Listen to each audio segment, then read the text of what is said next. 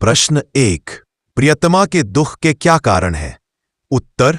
प्रियतमा के दुख के कारण निम्नलिखित है। 1। प्रियतमा का प्रियतम कार्यवश परदेश चला गया। वो तो प्रियतम के साथ को लालयित थी, परंतु उसकी अनुपस्थिति उसे पीड़ा दे रही थी। 2। सावन मास आरंभ हो गया था और इस महीने में उसके प्रियतम उसके साथ नहीं था। ऐसे में अकेले रहना प्रियतमा के लिए संभव नहीं था। वर्षा का आगमन विरहिणी को कष्ट देता है। 3। प्रियतमा का प्रियतम उसके मन को हरकर अपने साथ ले गया है। 4। प्रियतमा अपने प्रियतम की उपेक्षा का शिकार है।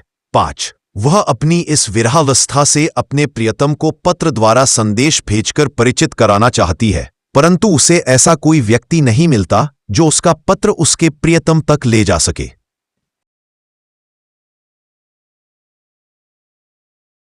प्रश्न 2। कवि नयन न तिरपित भेल के माध्यम से विरहिणी नायिका की किस मनोदशा को व्यक्त करना चाहता है? उत्तर। उपर्युक्त पंक्ति के माध्यम से नायिका के नयनों की अतृप्त दशा का वर्णन किया गया है। नायिका कृष्ण से अति प्रेम करती है। वह सब कुछ छोड़कर सिर्फ अपने प्रियतम श्री कृष्ण को निहारते रहना चाहती है। वह अपने प्रियतम के रूप को जितना भी निहारे उसे तृप्ति नहीं मिलती है, वह अतृप्त रहती है। यह पंक्ति नायिका के मन में उसके प्रियतम के लिए असीम प्रेम को दर्शाता है। इस अतृप्ति का कारण उसके प्रिय का मनोहारी एवं सुंदर रूप सौंदर्य है, जिसे जितनी भी बार देखो उसमें नयापन दिखता है। यह रूप सौंदर्य नित प्रतिपल बदलता रहता है और हर बार वह उसकी ओर अधिक आकर्षित होती है, इसलिए नायिका तृप्त नहीं है।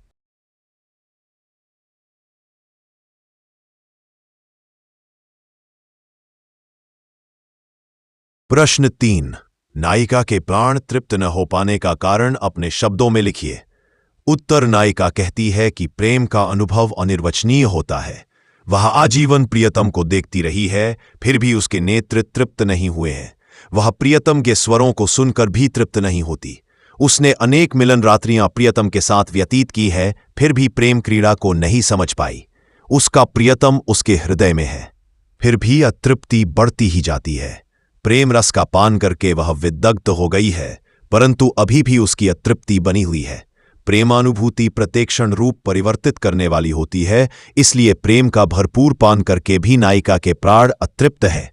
इसका कारण वह प्रेम को मानती है। उसके अनुसार उसका प्रेम जितना पुराना हो रहा है, उसमें नवीनता का समावेश उतना ही अधिक हो रहा है। दोनों में प्रेम के प्रति प्रथम दिवस जैसा ही आकर्षण है, अतः उसे तृप्ति का अनुभव ही नहीं होता है।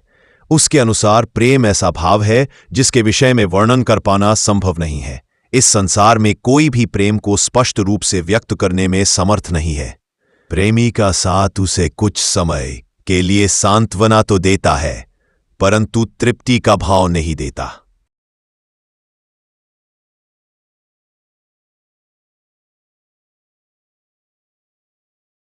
प्रश्नो 5। सेहे पिरित अनुराग बखाने तिल तिल नूतन होए से लेखक का क्या आशय है? उत्तर। इस कथन के माध्यम से कवि यह कहना चाहता है कि प्रेमानुभूति का वर्णन करना बहुत कठिन होता है, क्योंकि प्रेम प्रतिक्षण अपना रूप बदलता रहता है। प्रेम का प्रत्येक पल एक नया अनुभव प्रदान करता है, जो पिछले क्षण में प्राप्त प्रेम के अनुभव से बिल्कुल अलग तरह का होता है।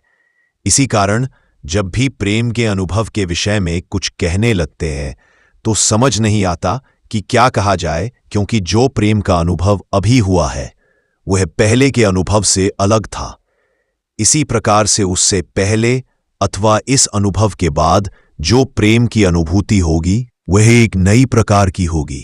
अतः प्रेमानुभूति का वर्णन करना संभव नहीं है, उसे केवल अनुभव किया जा सकता है।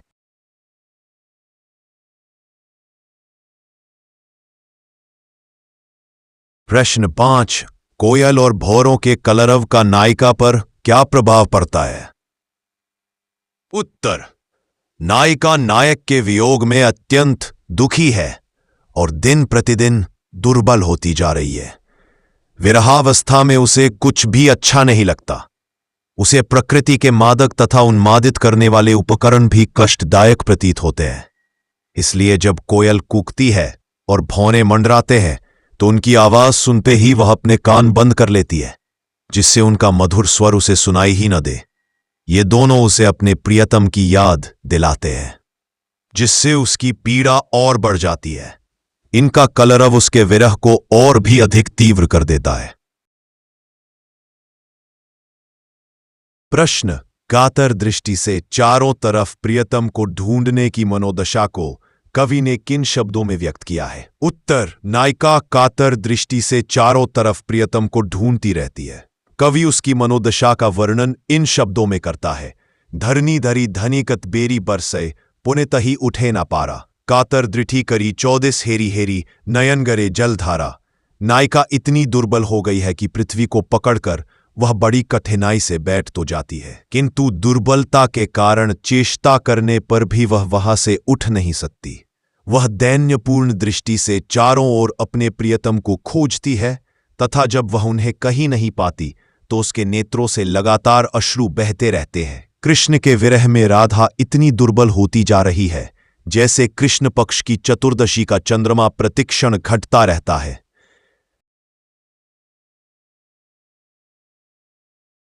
प्रश्न: निम्नलिखित शब्दों के तत्सम रूप लिखिए। उत्तर: तिरपित तृप्त, क्षण क्षण, बिदगद विदगद, निहारल निहारना, पीरीत प्रीति, साउन श्रावण, अपजस अपयश, छिन्न क्षीण, तोहार तुम्हारा, कार्तिक कार्तिक।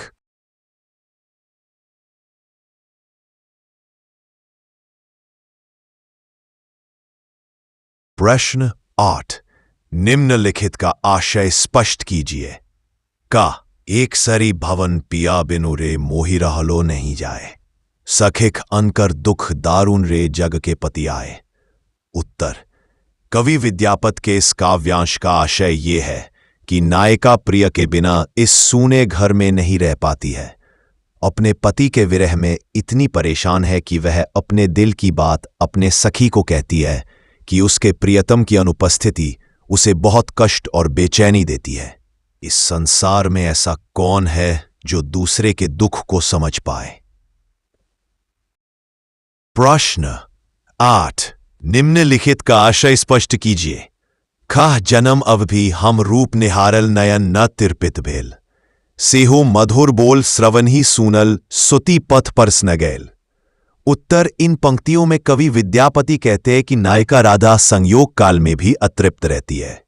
वह जन्म जन्म से अपने प्रियतम श्री कृष्ण के रूप सौंदर्य को निहारती चली आ रही है, फिर भी आज तक उसके नेत्र तृप्त नहीं हो सके हैं। वह पिया के मधुर वचनों को भी अपने कानों से सुनती चली आ रही है, फिर भी उसके बोल पहले से सुने नहीं लगते। उसे हर बार अपने प्रियतम के रूप तथा वाणी में नवीनता महसूस होती है। यही उसकी अतृप्ति के कारण है। प्रश्न 8: निम्नलिखित का आशय स्पष्ट कीजिए। कुसुमती कानन हेरी कमलमुखी मुदी रहे दूनयान, कोकिल कलरव मधुकर धुनी सुनी कर देई झापे कान। उत्तर: इस पद में कवि विद्यापति नायिका के हृदय की स्थिति का वर्णन कर रहे हैं। प्रियतमा को वसंत ऋतु अच्छा नहीं लगता है। उसका प्रियतम उसके पास नहीं है। प्रियतम से वियोग के कारण वसंत के समय का वातावरण उसके दुख को और बढ़ा रहा है। कमल के समान सुंदर चेहरे वाली नायिका ने दोनों हाथों से अपनी आंखें बंद कर लीं, जिससे वसंत के समय विकसित होने वाली नई प्रकृति उसे दिखाई न दे।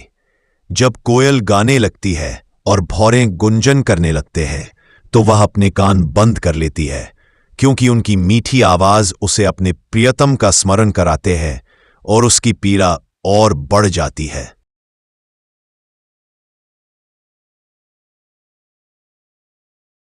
प्रश्न 9: पठित पाठ के आधार पर विद्यापति के काव्य में प्रयुक्त भाषा की 5 विशेषताएं उदाहरण सहित लिखिए।